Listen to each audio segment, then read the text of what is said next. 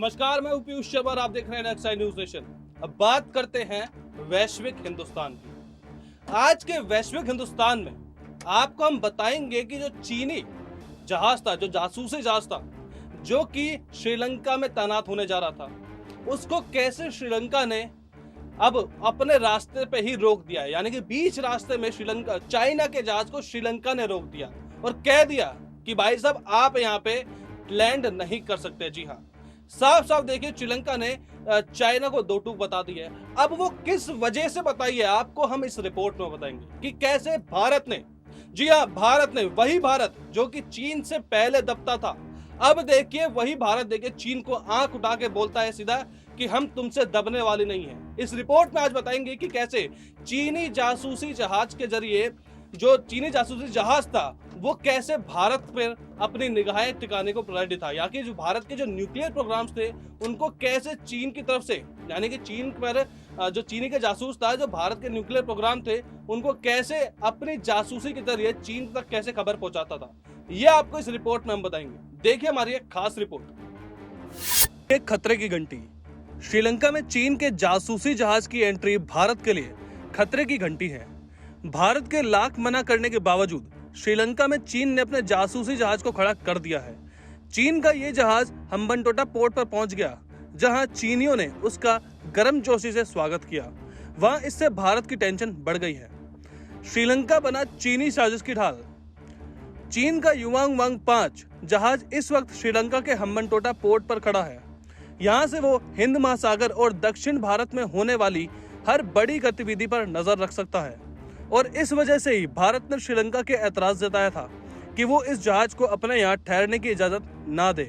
इस बारे में डिफेंस एक्सपर्ट पी.के. सहगल ने बताते हैं कि भारत के दक्षिण से कोई भी सैटेलाइट या मिसाइल लॉन्च होती है तो ये उसे डिटेक्ट कर सकता है।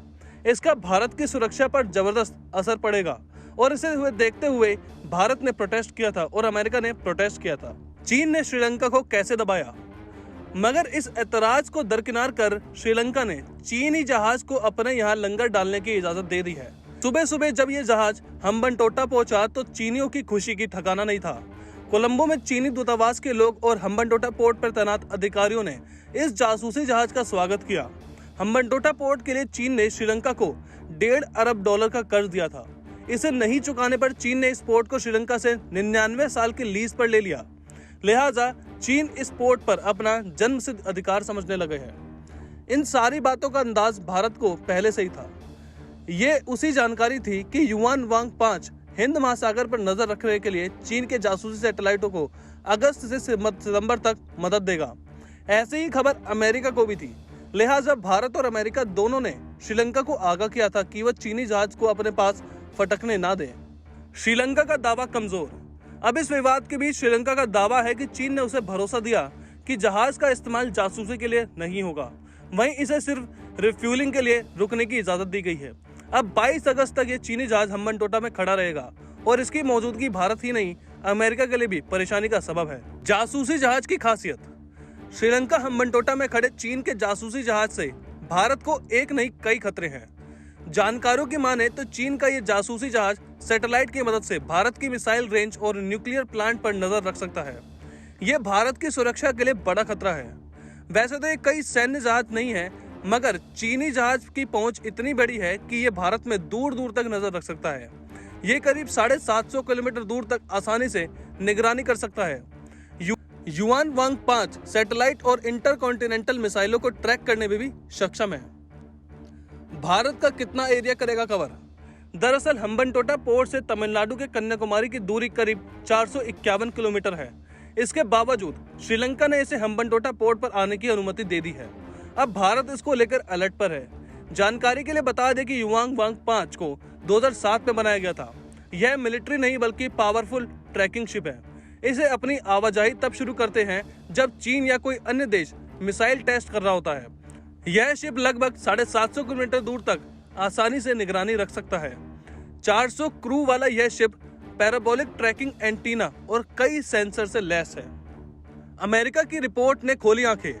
हम्बनटोटा पोर्ट पर पहुंचने के बाद इस जहाज की पहुंच दक्षिण भारत के प्रमुख सैन्य और परमाणु ठिकाने जैसे कलपक्कम, कुडनकुलम तक होगी। साथ ही केरल, तमिलनाडु और आंध्र प्रदेश के कई पोर्ट यानी बंदरगाह चीन के रडार पर होंगे। कुछ एक्सपर्ट का यह भी कहना है कि चीन भारत के मुख्य नौसेना बेस और परमाणु संयंत्रों की जासूसी के लिए इस जहाज को श्रीलंका भेज रहा है। वहीं अमेरिकी रक्षा विभाग की रिपोर्ट के मुताबिक इस शिप को पीएलए की स्ट्रेटेजिक सपोर्ट फोर्स यानी एसएसएफ ऑपरेट करती है। एसएसएफ थिएटर कमांड लेवल का ऑर्गेनाइजेशन है। यह पीएलए को space, cyber, electronic, information, communication और साइकोलॉजिकल वॉरफेयर मिशन में मदद करता है। भारत और अमेरिका की आपत्ति पर चीन ने तंज किया। उसने कहा है कि चीन और श्रीलंका के बीच सहयोग किसी तीसरी पार्टी को टारगेट नहीं करता। बीजिंग ने यह भी कहा कि सुरक्षा चिंताओं का हवाला देकर श्रीलंका पर दबाव बनाना बेतुका है, मगर चीन की इस सफाई को उसके ढोंग से ज्यादा कुछ और नहीं कहा जा सकता, क्योंकि वो लगातार हिंद प्रशांत और प्रशांत महासागर में अपनी दबंगई दिखा रहा है। तो देखा कैसे आपने चीन के जहाज को भारत ने बीच में ही रुकवा दिया था और श्रीलंका ने उसको दो टूक दे दी थी। इससे ये पता चलता है कि कैसे अब चीन का जो वर्चस्व है पूरे दुनिया में, आप देखिए जो पूरा हिंद महासागर था जिसमें चीन का वर्चस्व पहले रहता था, अब वो वर्चस्व खत्म होता जा रहा है। और किसकी बदौलत हो जा रहा है? खुद ही देखिए, अपने कर्मों के फल से। जी हाँ, उसको अपने ही कर्मों के फल यहाँ पे मिल रहे हैं। कैसे कर्म? जो उसने बेल्ट एंड रोड इनिशिएटिव लिया था, जो उसने कर्ज लगातार देखिए पैसों की तरह बहाया यहाँ पे कर्ज उसने, तो वो उस कर्ज के तले यहाँ पे चीन अपने ही कर्ज में डूब रहा है। अब उस पे कर्जा काफी हो चुका है। उसके बैंक जो कस्टमर्स के जो पैसे हैं वो नहीं दे रहे हैं, उनके ही पैसे चीनियों के पैसे देके उनके बैंक नहीं दे रहे हैं। अब देखना ये होगा कि श्रीलंका जैसा हाल चीन का कितने समय में होता है। तो फिलहाल वैश्विक हिंदुस्तान में इतना ही। आप देखते रहिए नेक्स्ट न्यूज़ सेशन।